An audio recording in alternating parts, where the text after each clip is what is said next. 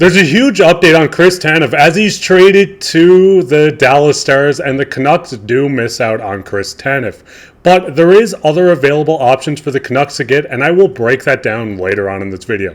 But before I start, I just wanted to say to the 91.9% of you guys that aren't subscribed, make sure to go down and hit that subscribe button. We're going to be here all season long, giving you updates from all around the Canucks, from game recaps, prospect breakdowns, anything you can think of. But with that, let's hop straight into the first topic today, which is Canucks miss out on Tanev. Now, if you've been on Twitter, X, whatever it might be, Pierre LeBrun did say trade call is still pending, but hearing Chris Tanev is being traded to Dallas. Now, there was a lot of reports that the Flames were looking for a first-round pick, and we do have the full trade here. The Flames ended up getting a prospect, a second, a conditional third for Chris Tanev. Obviously, there's a bit of retain. New Jersey was in on this for another 50% of the retain. And overall, they didn't get a first-round pick for him. Obviously, the Canucks were in on it. We've seen Quinn Hughes speaking out about Tanev.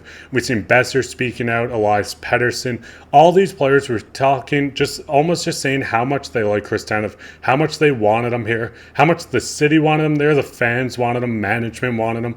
But obviously, they took a swing and ended up not getting Chris Tanev. He's gone to the Stars. This is going to be a tight battle, and if the Stars do play the Canucks and Chris Tanev is the reason why they get knocked out of the playoffs, it's not going to be a great look.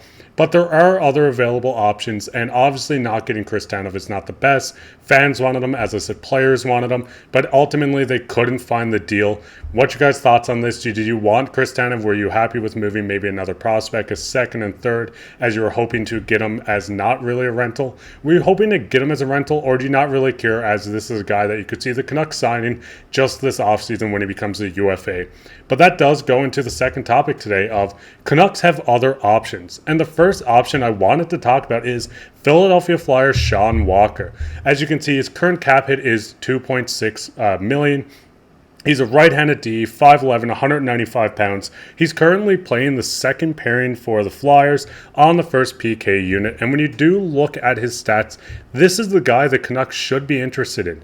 In 60 games, he has 22 points. He has a plus 10, 30 PIMs. You see he has 91 block shots, 82 hits. This is a guy, like I said, that's playing the number one penalty kill. He's playing on the second pairing. At one point this season, he was actually leading the NHL in shorthanded goals for defensemen. He's a guy that you can slot into that third pairing. Maybe you wanted to change things up on the Canucks penalty kill. Whatever it might be, I think Sean Walker is a viable option. The big thing with this is, with Tanev being moved to Dallas, it almost sets the market for defensemen. As I said, we've seen him go for a second, conditional third, and a prospect. So maybe a guy like Sean Walker being a UFA as well, he could come back on a cheaper cap hit. Maybe they look to extend him, just use him as a rental. I know the Canucks have been saying, or a lot of insiders have been speculating, they don't want to go out and get any more rentals. But if you can get this guy for maybe a conditional third, maybe a conditional second, throw in a low-end prospect, whatever it might be, I think he might be a perfect fit for this team. As I said, first penalty kill on the Flyers. This is a guy that has 22 points playing on the Philadelphia Flyers, who have been surprising this year, but not as good as the Canucks team, obviously.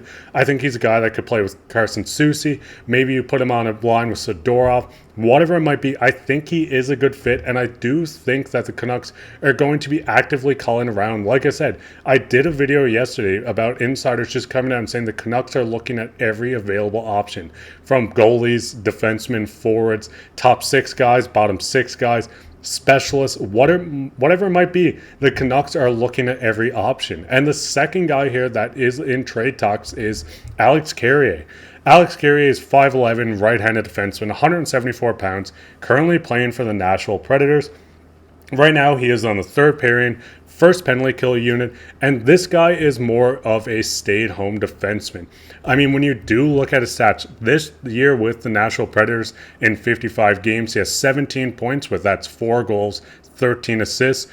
It is 13 points off his career high that he set back in 2021-2022, where he had 3 goals and 27 assists. But if you put him into a more firepower offense, this is a guy that could start generating more points. As I said, He's going to be a guy that's most likely going to play third pairing for the Canucks, but getting a guy in like this, especially if it's going to be cheaper than Tanev, obviously you're not looking at giving up a second, a third, a prospect at 50% retained for a guy like this, but I do think it's a guy the Canucks do need to look at once again. You look at his block shots, he has 112. Last year in 43 games, he had 67, and the year before that, he had 124 block shots. This season, he has 51 hits, last year 57, and the year before that, 95. He might be on the smaller end. As I said, he is only 5'11", 174 pounds, but he plays a lot bigger than he looks.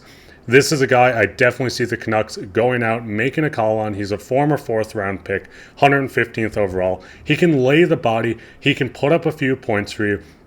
And overall, these last two guys between Sean Walker, like I said, and a guy like Alex Carrier are two guys you can play on the penalty kill. These are guys you can bring in, use them in different situations. You can move them up and down the lineup. I mean, earlier on this season, we've seen Sean Walker playing on the top pairing for the Flyers. He obviously ended up moving down. And just with so many players being on that right side, you have guys like Ristolainen that is currently out, which is a reason why he is playing a little higher. But right now, I do think both guys are more of a third pairing defenseman to bring in and make that deep cup run. Would you prefer a guy like Sean Walker or Carrier over Noel Juleson? Or would you rather Canucks to go out and look at a bigger guy? Maybe you go out and make a huge trade, get a better defenseman, a top pairing, a second pairing, whatever it might be. Maybe you package together a defenseman and another forward to bring back to this team.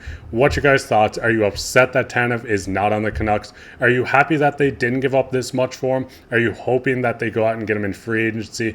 And what defenseman do you want the Canucks to get? And what trade do you really want the Canucks to do before Friday's deadline? But with that, that'll be it for this episode of Canucks Digest. If you enjoyed this, make sure to go down, hit the like button, turn on post notifications because there's going to be a lot of updates over the next week, just breaking down trade deadlines, trades, prospects, everything you can think of. Subscribe while you're down there. Leave a comment. Let me know who you want the Canucks to get. Are you sad Tanev's not there? Are you putting his jersey back into your closet for another year before he comes home? Let me know down in the comments. But that'll be it for this episode of Canucks Digest. Like I said, we'll be back tomorrow with another episode. If you have anything you want to watch or want me to cover, let me know down in the comments. But with that, take care.